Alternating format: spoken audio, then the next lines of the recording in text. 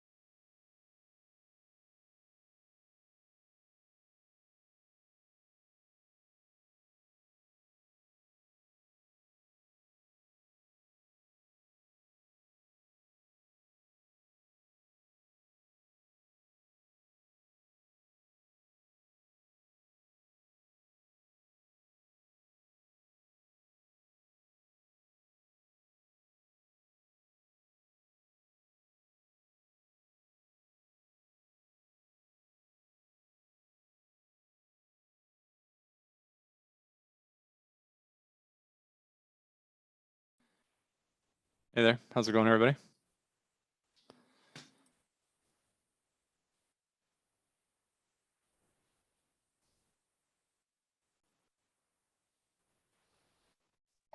Hi, Safe. Hey.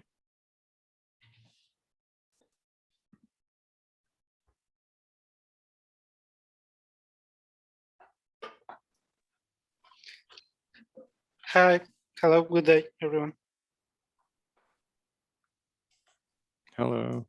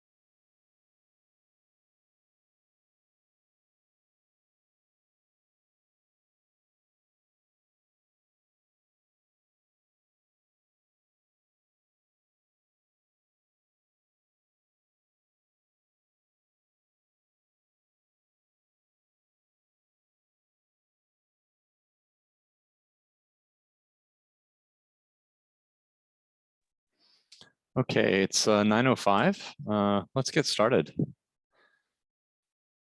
How was yesterday? Was that okay, the format that we had? Should we repeat the same format today? Or something Yeah. different? It's fine for me. Okay, any other suggestions, any other ideas?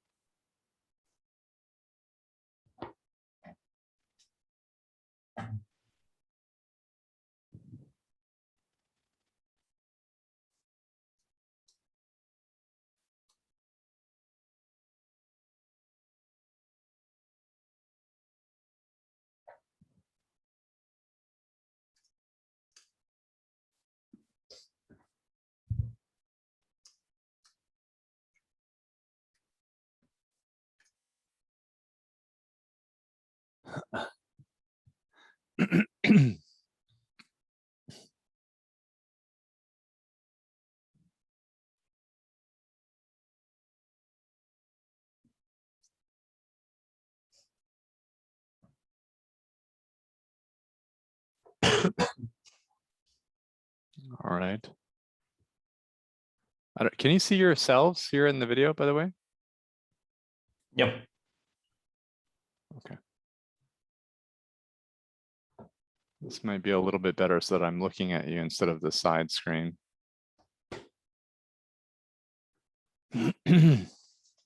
Okay, so how's it going? Any questions, any comments? What do we want to dig into? Well, I have a question. Actually, I've been I made some smart contract, something super easy, like imagine like you have some money that you want to put in the contract, and then after some time another user can just get that money. I mean, something that super easy. Mhm. Right? And well, I was doing the contract in a assembly script. Yep. And I was having some problems. I mean, debugging the smart contract is something like it's kind of weird. I mean, like I'm doing this login, like login. Okay, I think it's. Yep. But when I'm testing the smart contract, it's not appearing there. I saw some other contracts that you have vm.log or something like that, but I cannot get the. Sure. That's running. Yeah, running aspect. I can walk you through the development process a little bit and see how that feels if you want. Yeah. Is that what we're talking about? Yeah, and I also have another question. Like, I mean, it's with the storage. I have the feeling like when you're storing classes, it's not working properly. Is it correct? I mean, in assembly script. I don't know what. Yeah, what would make you say that? I mean, like I have a class, like it's a bit complex with a persistent map inside, blah, blah, blah, I'm just playing with that. And when I'm trying to get back the storage, I mean, like when I don't know, it's not working. It's some, I mean, it's crashing. I don't know exactly why. And then I had the problems with debugging the smart contract, and then it was a big mess. Yeah, okay. It sounds like maybe it would be easier if we actually talked about it. So we had a specific error that we were debugging. Okay. Yeah, so these are the two topics that I heard. Did I catch that? Yeah. Okay. Do you have some code that you'd like us to look at, or do you want me just to kind of make it up? So if you have code that you'd like me to look at for the storage classes, for example, then we might learn from the mistakes that you're making. But if I just do it myself, I have a bunch of assumptions that I'm bringing with me. So I may not make the same mistakes that you do. So you may not notice the difference. Well, but I don't know, but it's a bit dirty yet now, my code. So I don't like to show. Yeah, okay, that's fine. So it just means that whatever we look at, you may not, connect to the dots about the difference, but that's fine. If you're okay with that, I'm okay with that. No problem. Okay, so let me share. share the screen or something? No, hang on a second. We're still in step one of building the agenda. Okay. So what else? What else are we going to talk about today? I have a more theoretical question about a problem that we had yesterday that was about BetaNet. What is it? It worked for trying some stuff that we were working on, but yesterday I was publishing in the Discord server that testnet was out of line, so we need to find some solution, and a faster solution was BetaNet, but we don't see what happens with that. It resets regularly. That happens with us when we know that. Yes, it resets accounts and things, but at that point, that testnet doesn't work. So. Okay, yeah. So, yeah, testnet shouldn't behave like that. It should remain responsive. So if there's something going on, it's almost always a temporary issue that, we have a whole team that's just dedicated to site reliability on these nodes and networks and monitors this. And we have alerts and escalations and all the systems you would expect from any production platform. Even though it's decentralized, we put a lot of energy into monitoring the health of the network and reacting if there's something going on. And we maintain a few nodes ourselves, RPC nodes and archival nodes and other nodes, indexing nodes for the data behind NEAR Explorer and things like that. So if you ever find that the testnet isn't working, then it's quite rare that it lasts for a very long time if there's any sort of slowness in the network. BetaNet is reset on a regular basis, so you can't rely on any data there, and local net is just your node, basically. You have like a local node that's running and you can build against it. It's all the same code, but there's no there's no sort of network that you're connected to. So it's fine for local development. That's the fastest way, local net. So we can talk about that. Anything else we want to add to the agenda? And if you can add something about the development lifecycle, but using a Rust instead of assembly script, would be nice. Yeah, so I don't spend a lot of time writing Rust contracts myself, so I could find examples of this or maybe get somebody else who is spending more time building Rust contracts to come in, either record a video or do a guest presentation or something like that. But I wouldn't be prepared to do this today. Okay. Assembly script I could set up in a couple of minutes. So also when you're coding in Rust, it doesn't sort of show very well because compile times can take a while and stuff like that. And so even if I tried today, I'd be worried that I would make a fool of myself. So I can get back to you maybe tomorrow or something. All right. Any other questions? Anything else we want to add to the agenda?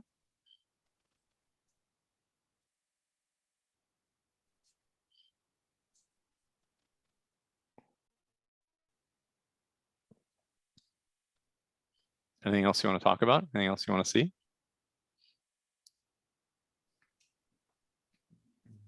No. Canales, I'm just asking, Canales, did you have some question about running the contracts? Did you solve them? Yes. Okay, so everything is fine? No questions? Yes, everything's fine. Sure. Okay, thanks. Okay, so everybody's okay with that? Two people, Danielle and Alan, are setting the agenda for the meeting. Any other questions or comments from anybody in the audience? Anything else you want to talk about? Any other questions you have?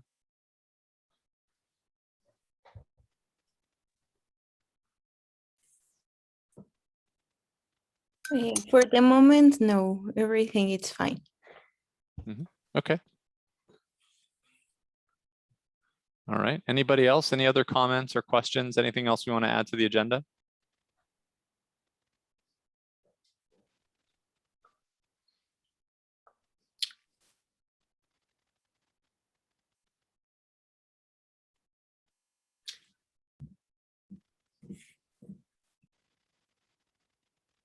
Okay, so if there isn't anything else to add, let's dig into this. So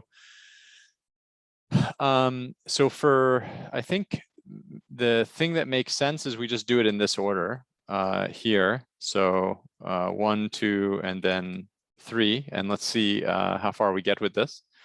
So for the development life cycle, I think the single best resource that I could point you to is this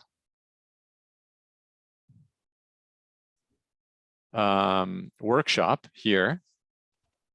And this workshop basically walks you through, it's a self-guided workshop. You can see my screen, right? Yeah, actually, okay. I checked this one, and it has something like to debug one smart contract, and it has something like vm.log, something like that. But I tried in my code and it didn't work for me. So there is something that I'm doing that I'm doing wrong. And yeah, I mean, we have to be careful about this. We have to be very specific when we say we tried something and it didn't work, right? So this is, it's like, it's not really specific. You know what I mean? We can't really do anything with this, right? So yeah, so I want to be able to help you with these things. So maybe in the future I could ask, like, if you're going to try something, you know, there's Loom, you can record a video even in the moment, because I know it's hard to remember when we're doing so many things. You can start Loom, record a 2-minute video, 1-minute video, and say, okay, I just tried this. And then when we meet, you can just send a link and say, look, here's a video of the thing that I got stuck on. No, and then immediately. I understand your point, but, you know, I wanted to solve by myself, because then I can learn better. You know, I can go deeper in the code. But you are now in the example that I would like to go deep in the debug example, because I'm trying to do that thing. And maybe if you can do something small, like super small smart contract with how to debug that contract, and, you know, like something super easy, like a print, and that's it. And yeah, okay, we can do that. So, so here, just to kind of point out, this exercise has a link at the bottom, which goes to just another page inside of the same repository. And this is a full, you know, presentation of a simple contract that does a few basic functions. Each one is explained one after the other. And then there are steps that explain, here's how you build it, here's how you test it, you know, here's how you deploy it, unit tests and simulation tests, and, you know, a whole bunch of details. And then, you know, finally here, some details about building step by step. So, you know, from NEAR login, it's kind of like all the stuff that you would do here to kind of build this and deploy it. So this is a complete self-guided tutorial that addresses this idea if you're looking for it. And the link is here in the resources that I'll paste later. Okay, it's like this whole workshop. There's several different things in here, and this is one of them, basically. Okay.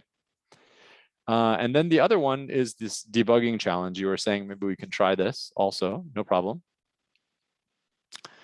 And if there's some issues with the repo, we can update it or anything like that. That's not a big deal.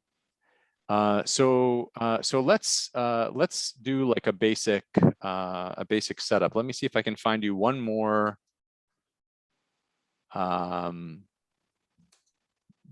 starter. So this here is another kind of starter kit that walks you through 2 or 3 basic functions and a couple of ways to design the contract. And then it has videos here of like running the different scripts. You can see each one after the other. And then there's a video here also that walks through the implementation of a different repository, but 30 minutes from scratch, basically, just starting from blank. And then we go through and actually build out a repository that's similar to this. So this is quite well documented as well. This is the starter kit here. Okay, so these are 2 good places to just get the basics of what this is. Okay, so everything I'm doing is, here, and then maybe, 5 or 10 times more that I won't do right now because we just don't have enough time. The workshop can take you maybe a couple of hours to do. This starter kit can take you maybe an hour or two. So, all right. So let's play with it now and see how far we can get. So let me do like this and like this. Probably that's too small for you to read, right? Yeah, a bit small. Yeah. But,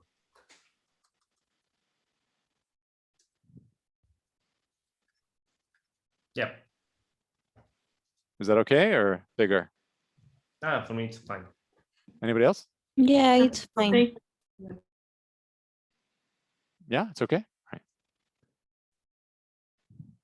All right. So let's go put it here. Put this here.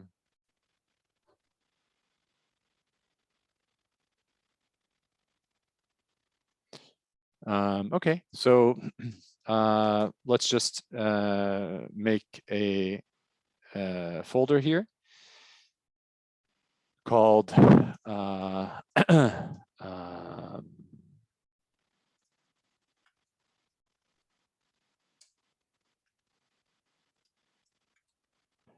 and here maybe npm init.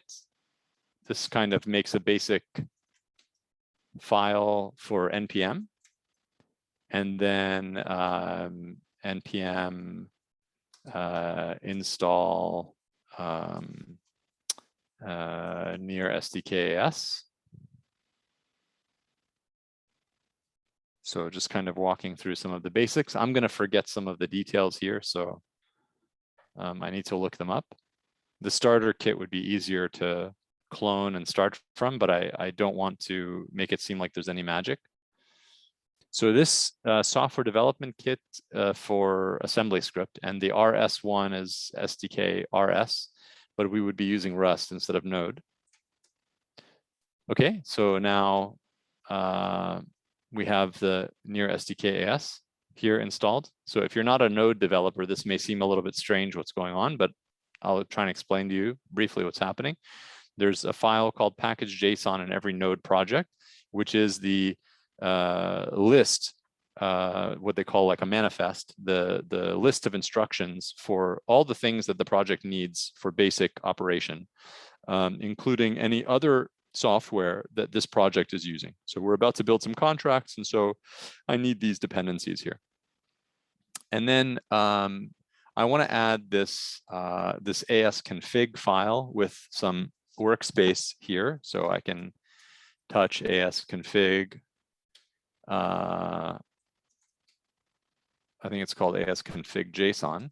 Let me fix that. So now there's this file. Let me open up my code environment here. So I can now add this text, and I just want to say like this is like the Ola contract, if you'll allow me to practice some of my basic Spanish. Okay, so then this is for aspect. We can use this in a minute, but let's see if we can get the contract to build, just a basic contract. So we need this tsconfig file here inside of source. So I'm going to make a directory called source.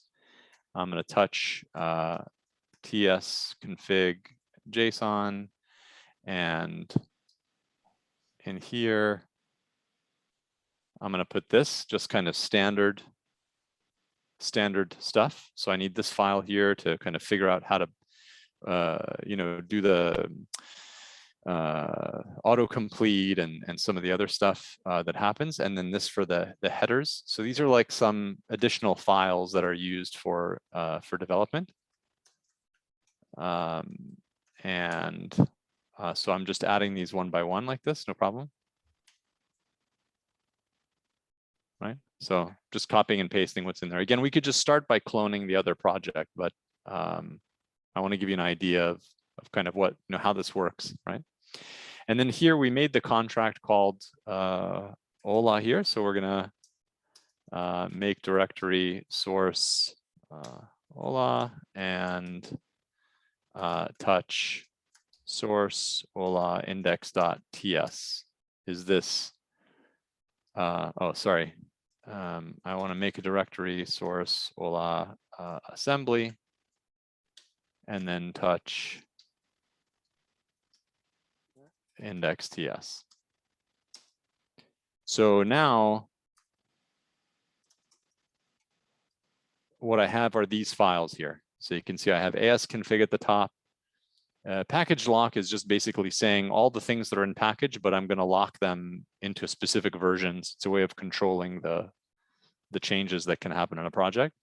And then I have this header file and the tsconfig file inside of source. I have a Ola folder here, and then assembly and index. This is where the contract lives. And this way I can have multiple contracts in one project. So I would just put them under separate folders here.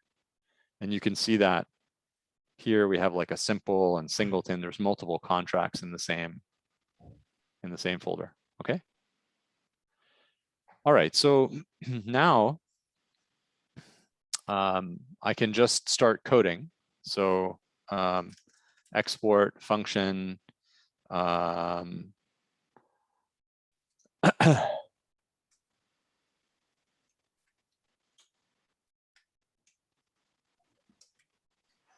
And I have like a basic function, right? Like this, and then I can build. So npm run build. I won't be able to run this because I don't have this script that's inside of package JSON. And so there's another piece here that I want to add to the script. Let's go find this in the package JSON. There's a couple of helper scripts here. So build is this using this assembly script builder. So we'll just open this from package here and add the build script like this, and then npm run build. And I can show you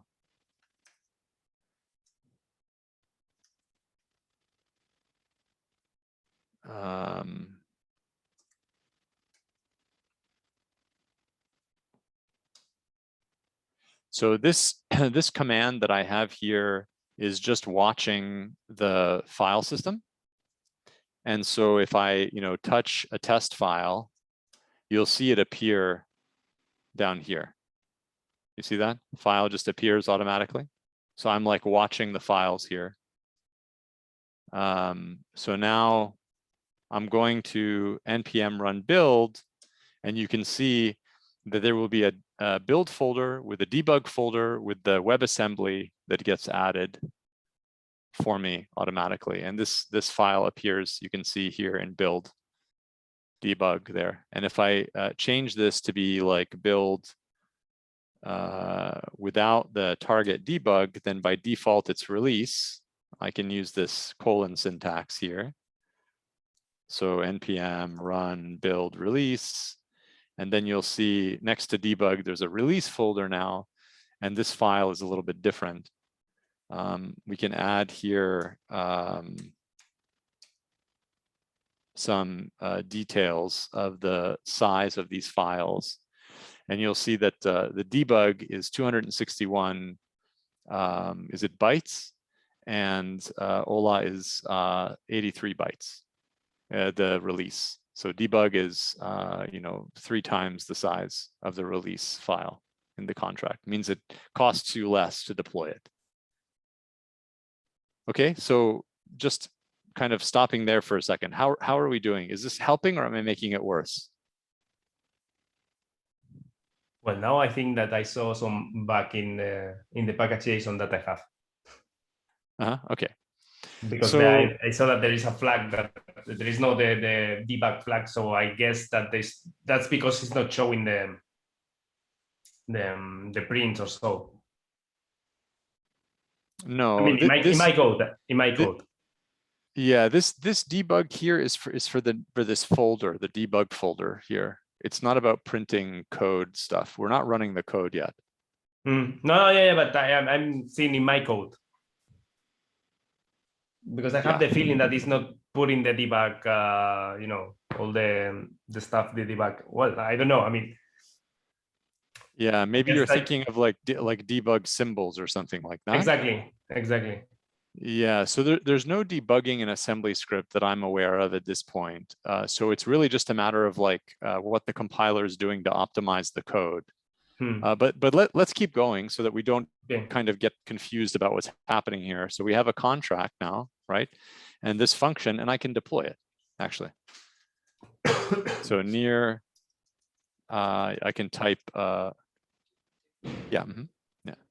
I can type which NEAR, and this will tell me here running 12.9 and node, excuse me, and then NEAR version. I guess I need this like that, and I can see I have version 2.02. So you can check these things, node version 12.9 or whatever that was in my NVM, and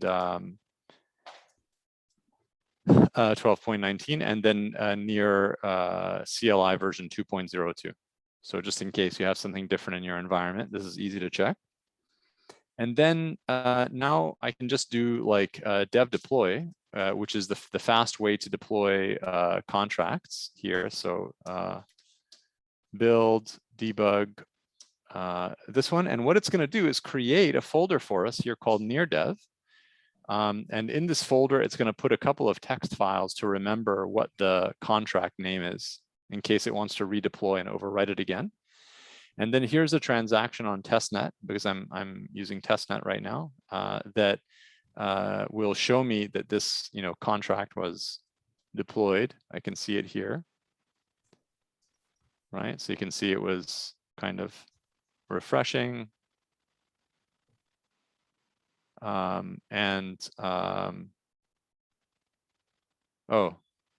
yeah, sorry, this link didn't make sense.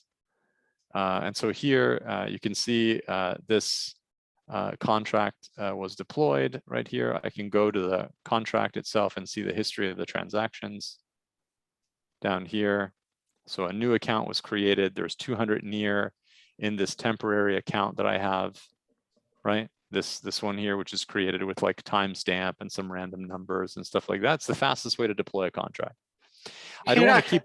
I have a question about this point.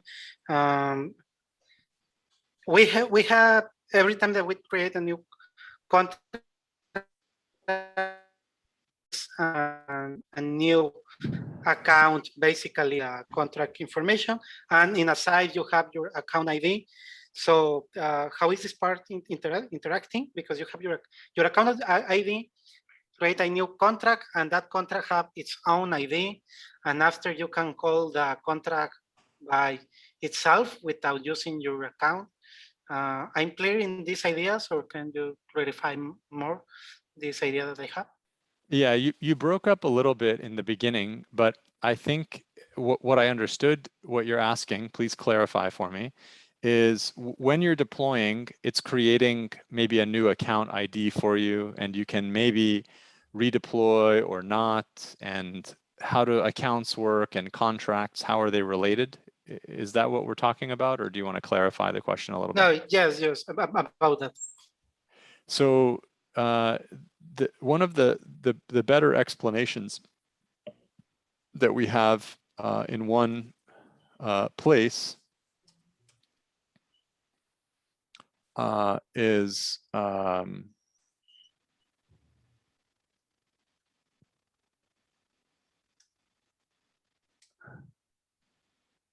in this other workshop, exploring APIs. And here is a basic explanation of accounts that we can read through. So you can check this out. It's just similar to this one up here. This is HTTPS, yeah. And so we can just take a look at this now. Maybe this will help if all we do is just read through this, Alan, for a few minutes here. So take a look. Can you read this okay? The size is okay? Yeah. And maybe I can send it to you over chat as well, so that you're not trying to read it on my screen.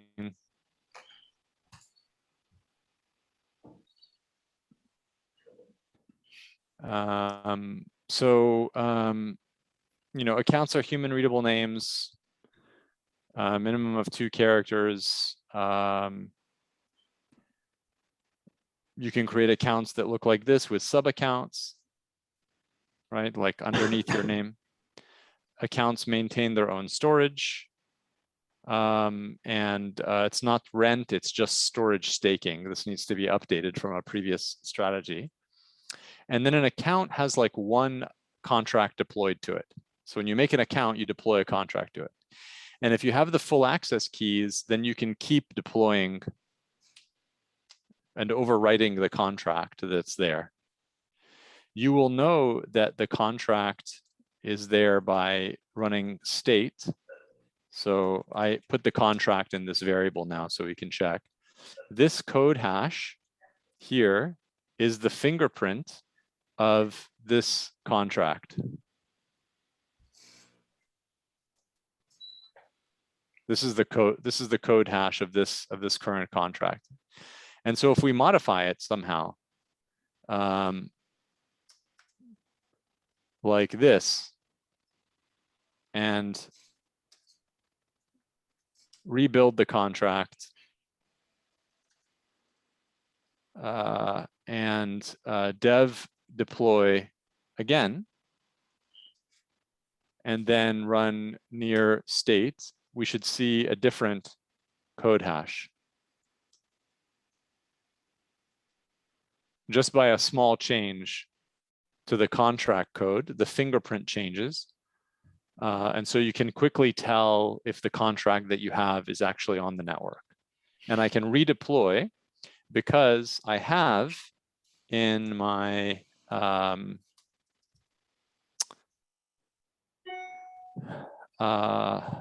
folder here, near credentials folder, on testnet, I have this contract. I have its private key here. So this contract that ends in 8895, which is the one that we have here, when this got deployed, NEAR CLI put into this folder, and I have other accounts here. You can see the accounts that I control on BetaNet, on mainnet, on testnet. And these are my private keys here on my machine, right? So if you had these keys, you could take over my account, right? That's why I'm being careful about showing them in the video. This one doesn't really matter, right? Because we just deployed it. I don't really care what you do with it.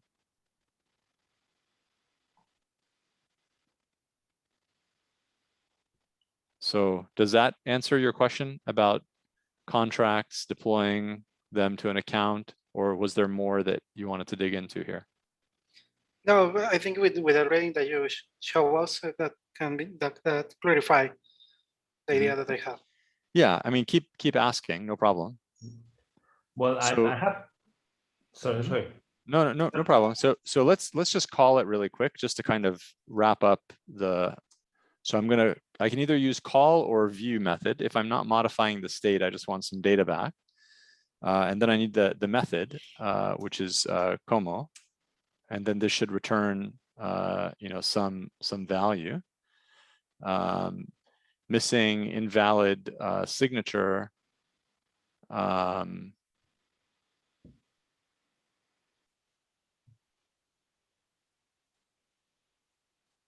What am I doing wrong here?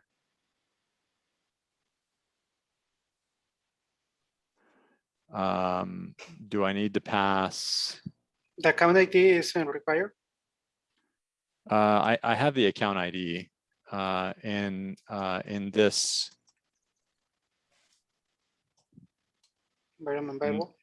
in this value here. I have the account ID.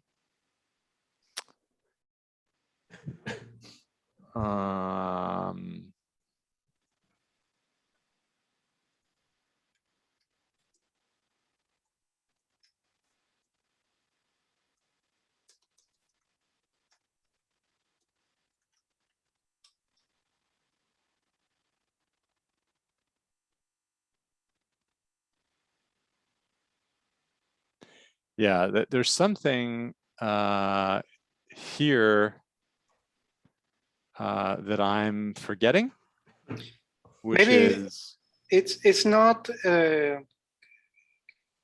required the build method in NEAR because you're using call. Call is more about the writing, if I'm not wrong. Yeah, so for sure. So there's two ways to call contract methods. You can call it using NEAR view or NEAR call. There are two kinds of methods. This is a view call because there's nothing happening here in this contract. It's just returning a string. I'm surprised it's not working because it really should be this simple. When I use a call, I have to sign it with an account ID, which I just did a second ago. I don't know what's going on. I don't know what I'm forgetting. I need to think about this for a minute because it should really just be that simple. So let me see if I'm missing something.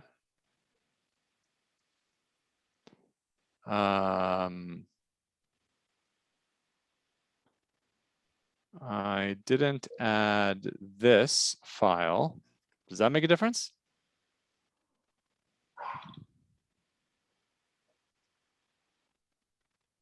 Inside of here.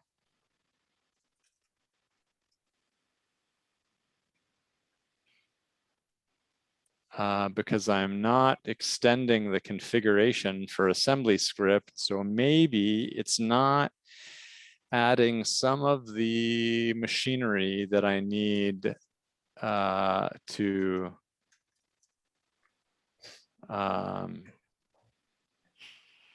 build it. I just want to see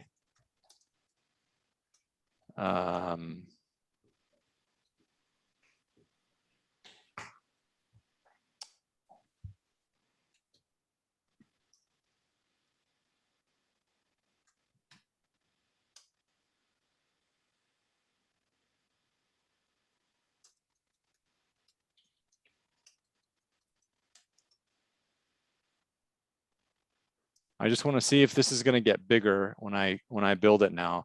I expect it will get bigger, maybe to like a kilobyte or something.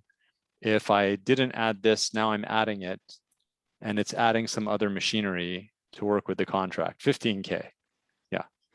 So I was basically missing the machinery. And we can do the release. We'll see this one also will grow from 83 to maybe, I don't know, 2 or 3K. I'm missing the machinery that NEAR SDK adds for interacting with the blockchain. Yeah, 4.1K. So without this, without including this file, I'm missing the machinery in the WebAssembly that is actually allowing it to communicate with NEAR. So that makes sense. It looks like there may be something interesting that we can dig into a little bit later as well. So now back to dev deploy. And then this one.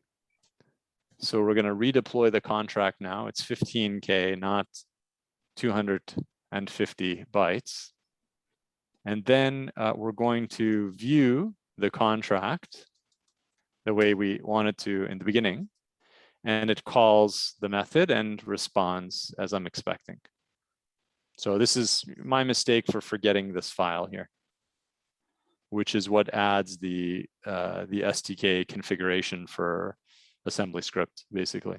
machinery that it needs to communicate on the blockchain. Okay, so now it's working as expected. And if I use call for this, so just to kind of wrap the story, it's going to complain saying you need an account ID. And so I can do that. I can add an account ID. And then this will call and give me the same answer, but I'm spending gas for no reason to do that because it's a view method. So if, for example, I wanted to add here context sender, right? So let's see here, import logging and context from NEAR SDKS. This allows me to log and the sender, and then returns this. So now we'll see when we call this, we're going to build it again, and then deploy it again, and then we'll call it again.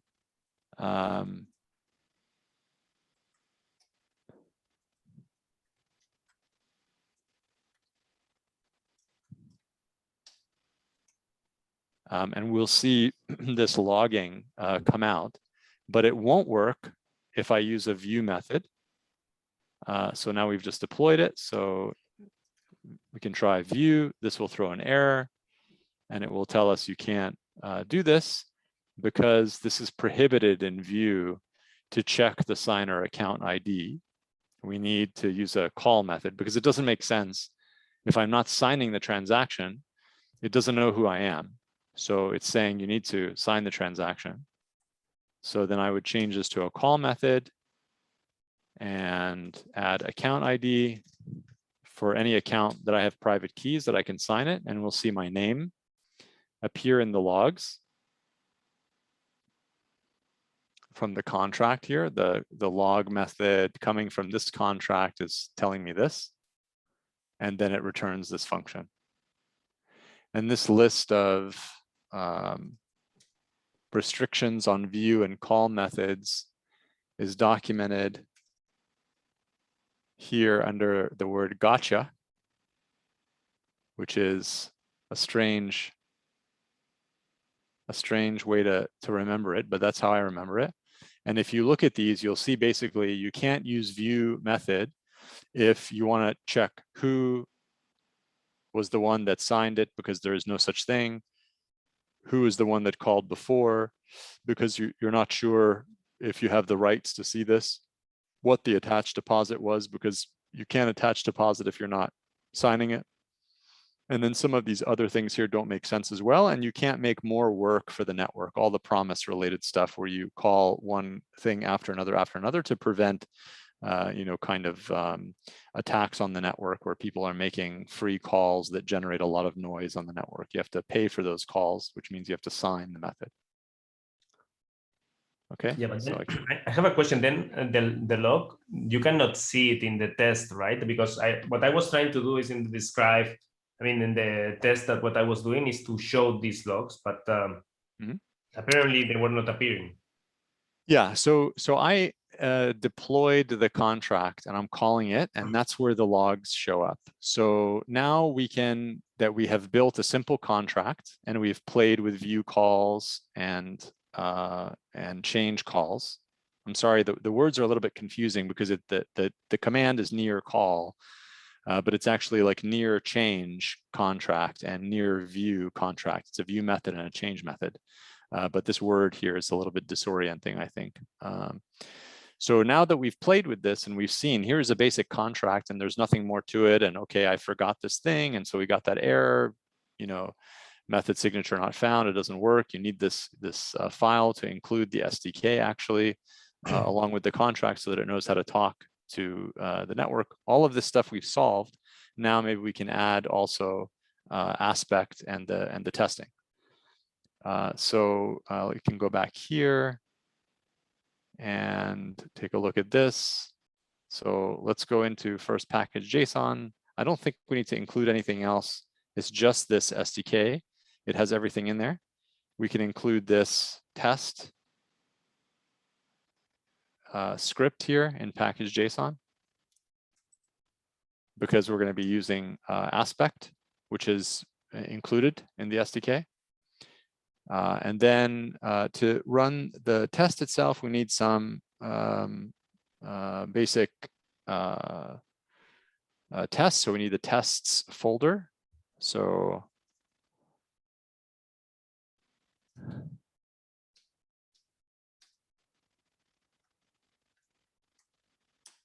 like this, and then we need to include the type headings for aspect so that we can have this. That's ASPECT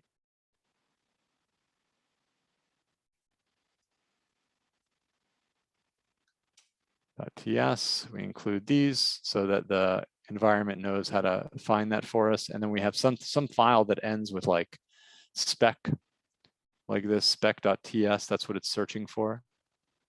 So in the tests here, console log hello, and then npm run test. And we're getting some, I'm missing the config file at the top level. That's this one here.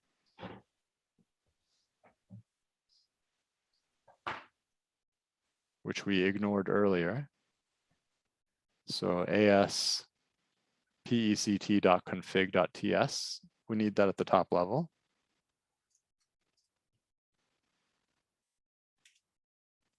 Did I include that right? .config, sorry.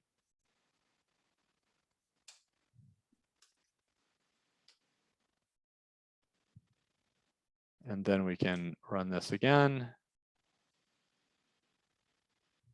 And can't find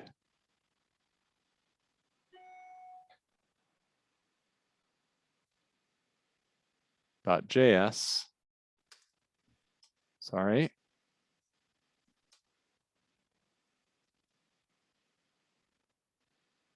And there's no, files matching this pattern. Unit spec under tests. This has no no test in it.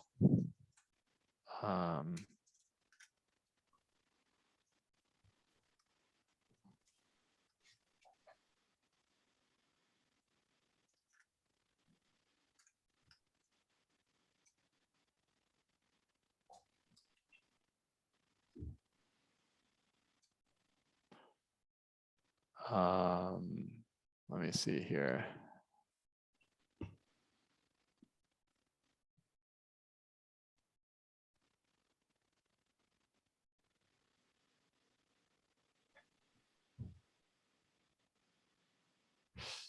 Yeah, so I think this should be okay.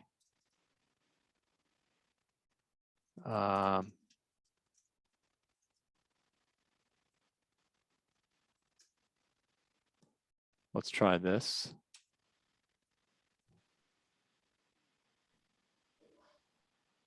Yeah, what am I missing here?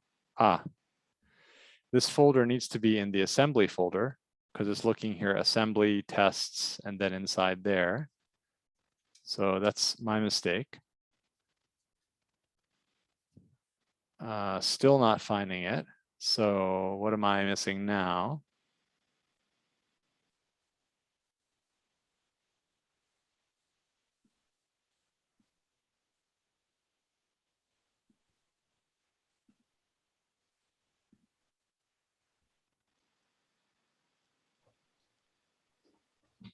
Does anybody see it? What I'm missing here?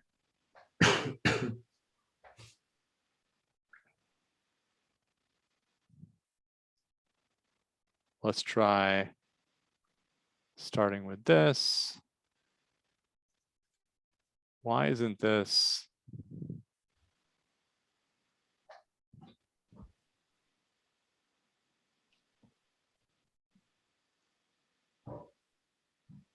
Well, You need to close, right? The describe, or is it closed already? Yeah.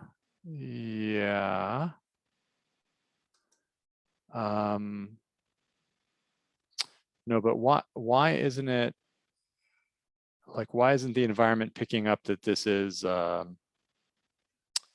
TypeScript, for example?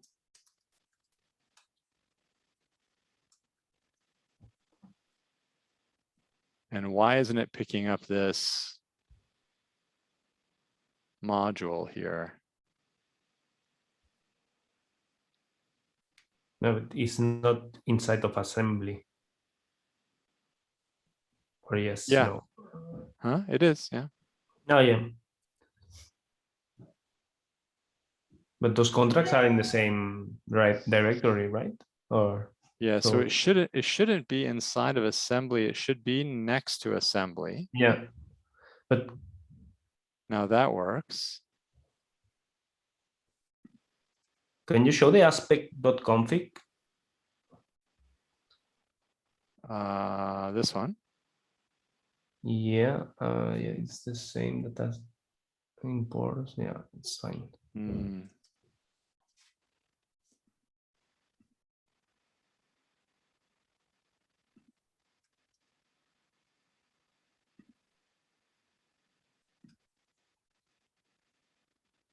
Oh, okay. I've got some escape character at the end of that file. Oh my God, that's super hard to see. That's why it wasn't matching that.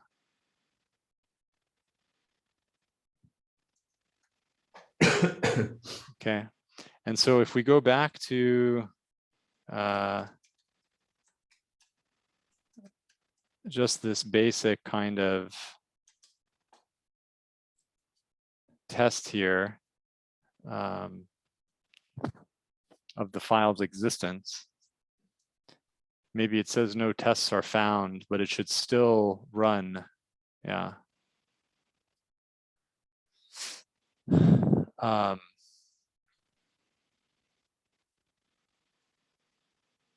Actually, when you get that error, what exactly is, because I found it, and I mean it happens sometimes, and I don't know.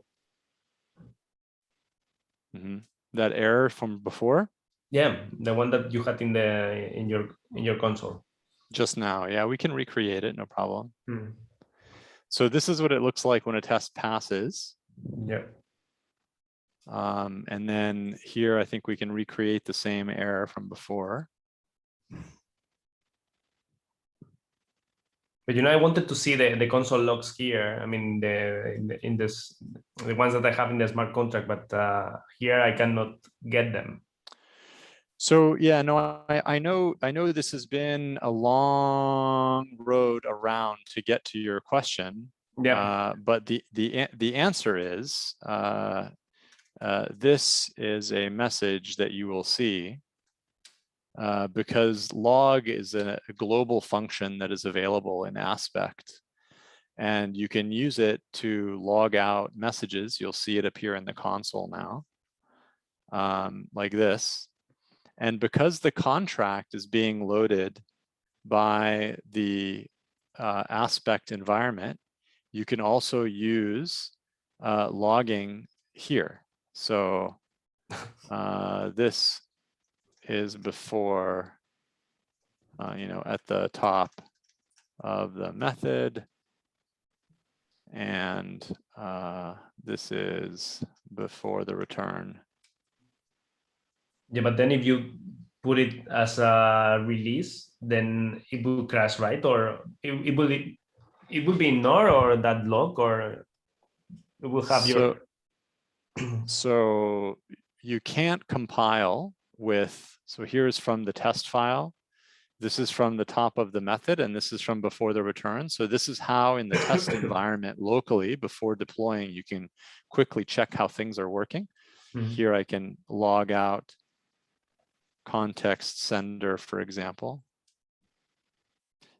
And you'll see it's like, I don't know, Bob or something like that because of the configuration of the test environment. And this is where you would use something like, VM context set signer to be some other account. right? So something like, for example,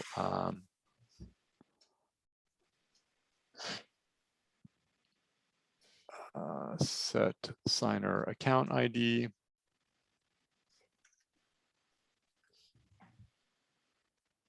And then I need to import this.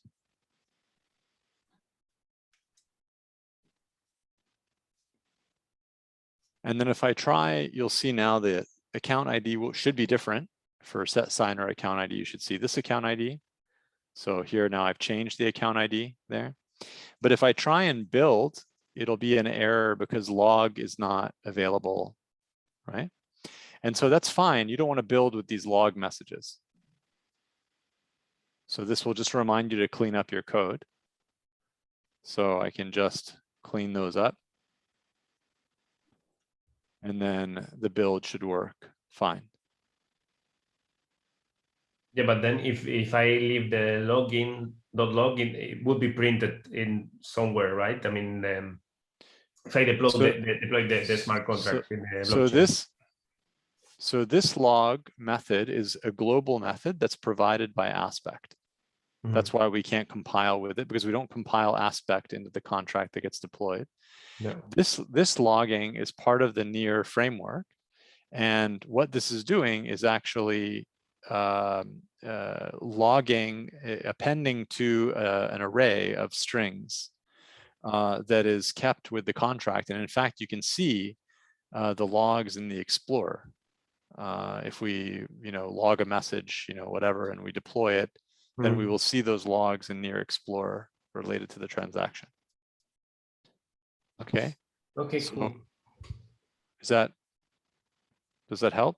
So I know it took maybe like 20, 30 minutes to get there, but if I had just, I mean, you tell me, I'm happy to adjust the way that I teach, but if I had just started with this and the Aspect and all this stuff to show you, here's how you log a message, I think it would have been a little bit disorienting. Like we covered all the basic stuff up until this point. And so when we showed this, it was just like one little fact. No, but it's good because now I have some other questions that I have when I was building the contract, because I was building a class and this class had a method inside that can write in the blockchain. Mm-hmm. And then I mean, some questions appeared because I was thinking, I mean, in the storage, but then, just to clarify but that's related to the next question. I mean, like, why it's like I saw some examples that they were using they were not using any class, or they just were using classes just for something small. And maybe they were putting a lot of arrays or something that maybe if you design better the code, it would be better to have a class and, with some stuff inside. But then I have some problems like, putting the class inside the storage. And well, actually, when I was recovering the classes, but I don't know if I was doing something wrong or. So I think you're moving on to the second topic. Is that? Yeah. Okay. No problem. We can do that. So so we're done with this one here for assembly script. So we want to move on to the second subject here. So the best thing for the second topic that we can dig into maybe is in the docs. There's some storage collections, this stuff here. And this whole page is basically documenting the collections that you can use and their performance and how they work and all that sort of stuff. And then there's like a bit of a cookbook here that explains how you might use each one with links to the SDK. So it's a nice page for assembly script and for Rust collections.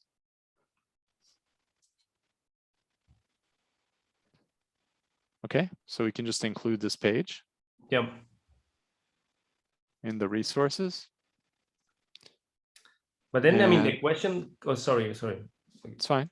I mean, it came when you create a class and you try to write inside the class. Like do you have to create a storage? Because, it's like the class itself self-contained, right? I mean, like, if you want to write the object in the blockchain, can you write just the object itself, or you have to, I mean, it would be serialized, or you have to go just every every parameter in the object, or Yeah, I explain it properly. yeah, I think I understand what you're asking. So let's say we have an object, some class or some whatever, some custom type that we have in our contract, and we want to save it to the blockchain storage. How do we do that actually? How much work goes into doing that? And it's actually pretty easy. So just in here, if we wanted to, we could have another function called, how do you say save in Spanish? It's not salvo. Guardar. Guardar. Well, maybe in Mexico it's different. I don't know. I mean, guardar in Spanish from Spain, it's that one. Clearly, I don't speak Spanish, so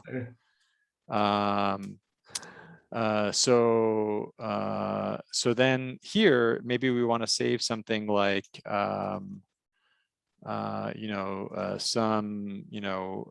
don't know what message is like a new message, and then like storage set maybe message and message like that, right? So this message, what is this? Maybe this is a new class and it's got a constructor, and maybe it's got like some text, and we can use this to make it automatically set, and then we would say so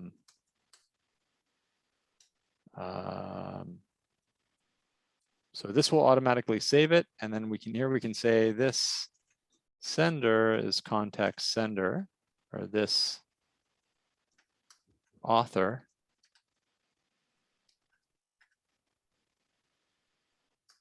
and here maybe we can make an account ID, make account ID, and sorry.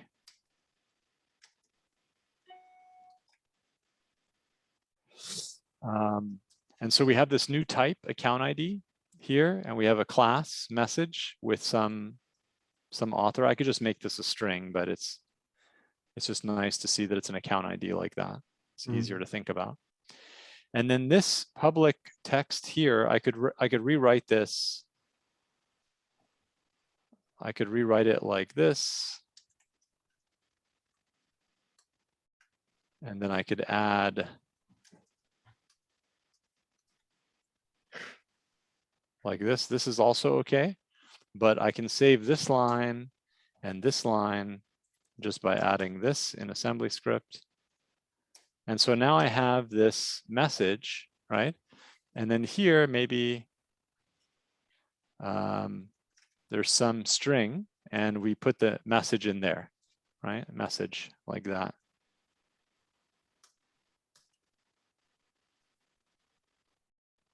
Right? So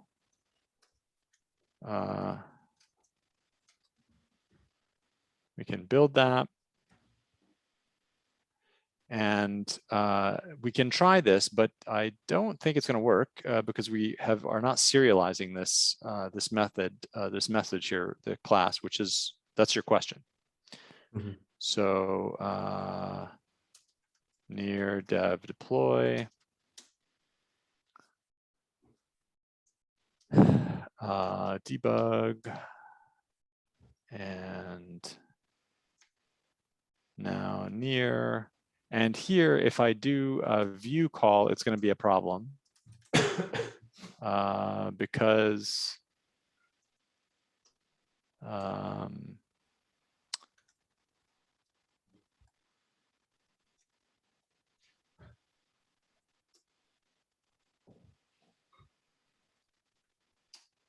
it's missing an account. So it's going to say here, prohibited in view, method name, signer account ID. So this idea here of grabbing context sender, right? Even if we do this, the storage that we're requiring up here is not going to let me write to storage. So why don't we try that? Let's comment this out. And let's just try rebuilding without that to see if we can get a different error. And then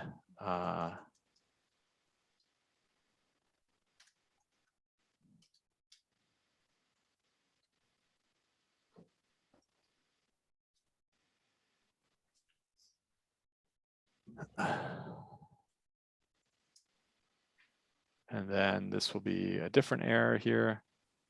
Storage write is prohibited in view, right? So it's not just that the context sender was a problem, is that we can't write to the blockchain without signing a message. Mm-hmm. And then this maybe is where it makes sense to take this full screen and split the screen.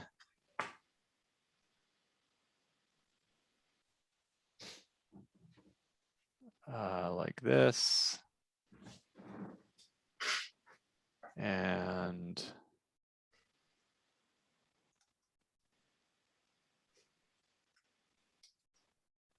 I can go and get the utils from here. So this NEAR account utils will let me see the storage in a picture like this to see what it looks like. So I can just clone this repo. And then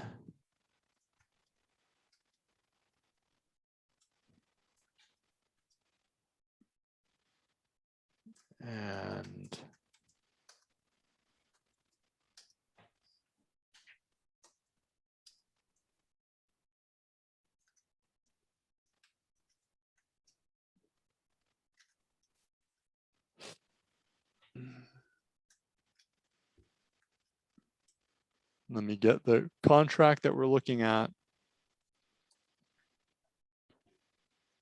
And then I should be able to just watch the storage. You can see this is the storage report. We're watching the blockchain now asking for the storage of this contract. And then here I can go to the same method that we had before to save this thing, but now I'm going to add my account ID so I can sign it. And what you should see is this should work. But I'm using still a view call here. So let me just change that to a change call. And then on the right, you should see this message, all good.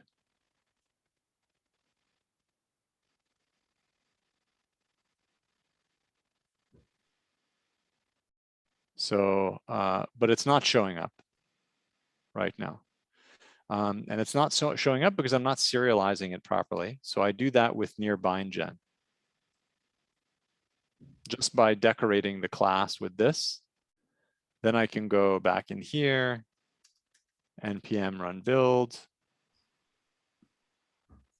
and then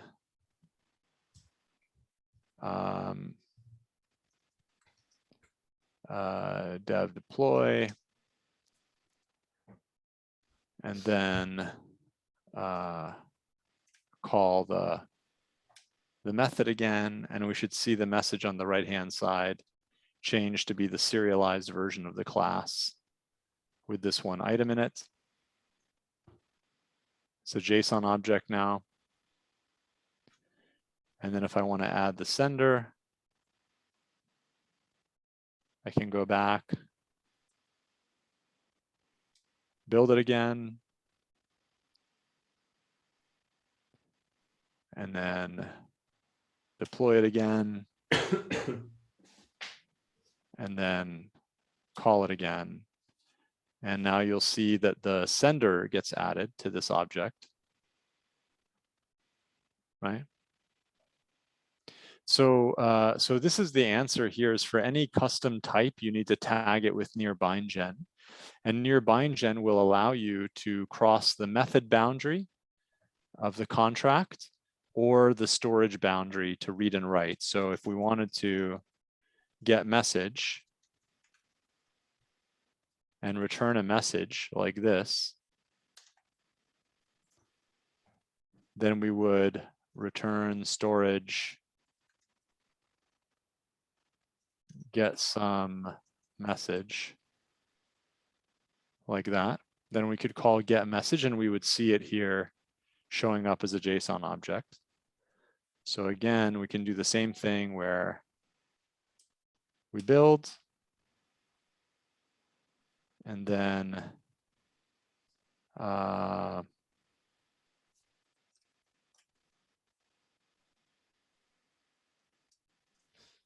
so it's missing a type argument there. So we build and then we deploy and then we call it again. And this time I can just say maybe near, let's try near view, contract, get message. And you can see there I have the same message that's here. But it's coming in JSON because I've decorated it with this bindgen, the message type, any custom type that you want. I guess like that if this class has another class, you have that class should be also with near bindgen, right? If you want to serialize. Yeah, that's right. Yeah, so basically any type that you want needs to be decorated with near bindgen if you want to be able to serialize it. Because basically this decorator adds methods to the class so that it can, go to and from JSON. Okay, and then, well, I saw some examples that you do, well, not, I don't know if you do, but they do like mutate a state, but I guess that one is because you are changing some stuff inside the method, right? So yeah, so this approach to designing the contract, this kind of collection of public functions, this is one style of designing the contract. And so here we can see in this starter, there's a simple and a singleton style. And the simple and singleton, if we compare them, the simple is like what we just did, where it's just a collection of functions like this. But the singleton is actually using a class at the top level, which is decorated with near bindgen. And then anytime you have a function that mutates state in some way, you have to decorate it with mutate state. So you can see this is now, the contract becomes a class. It's not just a collection of functions like this one. There's two styles in assembly script like this that you can write.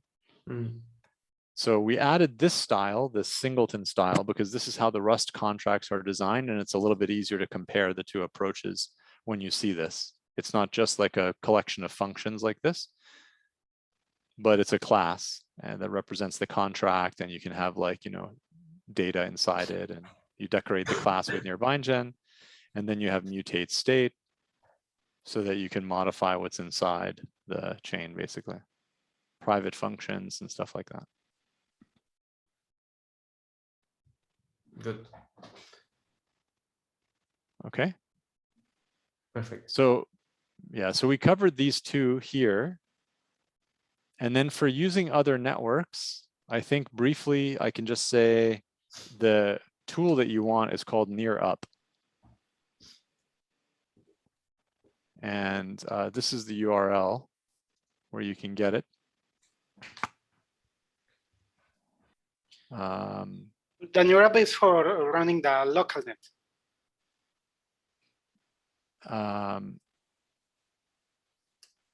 Yeah, it's for running a node which connects to any network.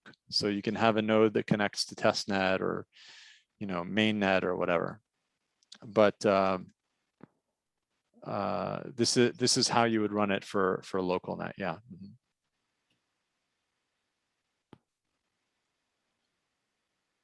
So you can also connect to BetaNet from here with a node, or you can just deploy to BetaNet.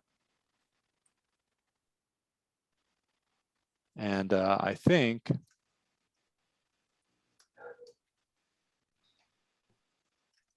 the URLs should just match. So this is just the BetaNet wallet here. Can you see that zoom when I do that on my screen, or does it not show? Does it appear, the zoom? The zooming No, in? it shows the same. It Oh. just add a square to your computer. I didn't understand. Can you see me zooming in to show you this No. beta net? Oh, okay. Yeah. So this, I was just looking at this URL. So all the URLs are like this. So your testnet is like this. Mainnet is like this. And then mainnet also has, I think, this alias just like that. So these are the three networks. So you would make like a wallet on BetaNet. And then you would use here NEAR ENV equals testnet or mainnet or BetaNet. And that would take you to the right environment. If we go to NEAR CLI and search for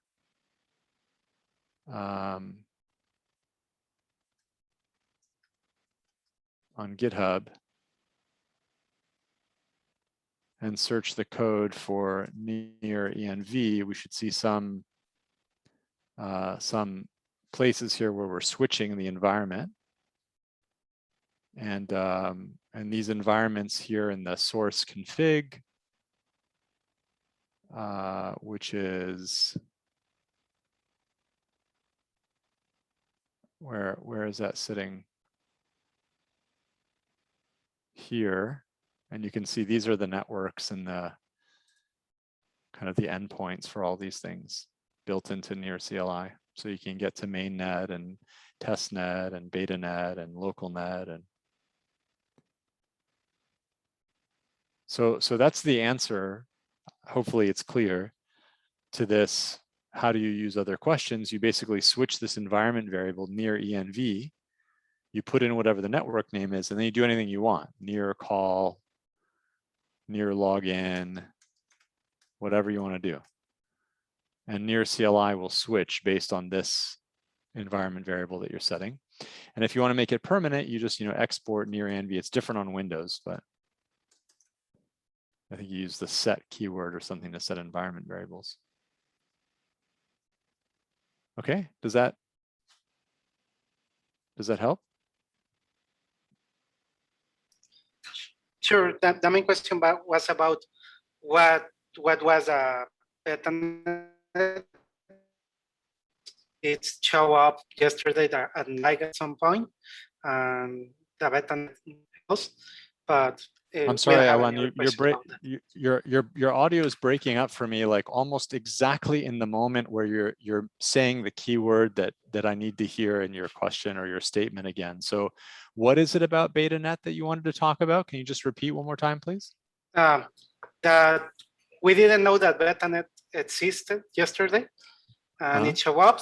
It helped us, but we don't know what it was. So we just want to know what it was. Got it. Yeah. So BetaNet is the network that is kind of preview. I wonder if we have that documented here. I haven't checked recently. Yeah, looks like it's documented here. Daily releases. And you can check the status and all this stuff, right? So it's like, I think it's every 24 hours or something it's wiped. I'm not sure how long the state is kept, whether it's 24 hours or a week or something like that, but it's just, you're not going to expect to see, if you make an account, maybe tomorrow it's gone on BetaNet. So that's good for me. Okay.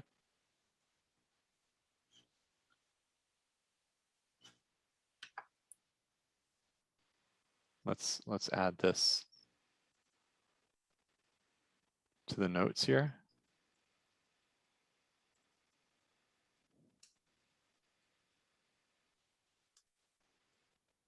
Okay. All right. So how are we doing? Are we good? It's about 90 minutes almost, pretty long one. If you want to watch the recording, you can see it.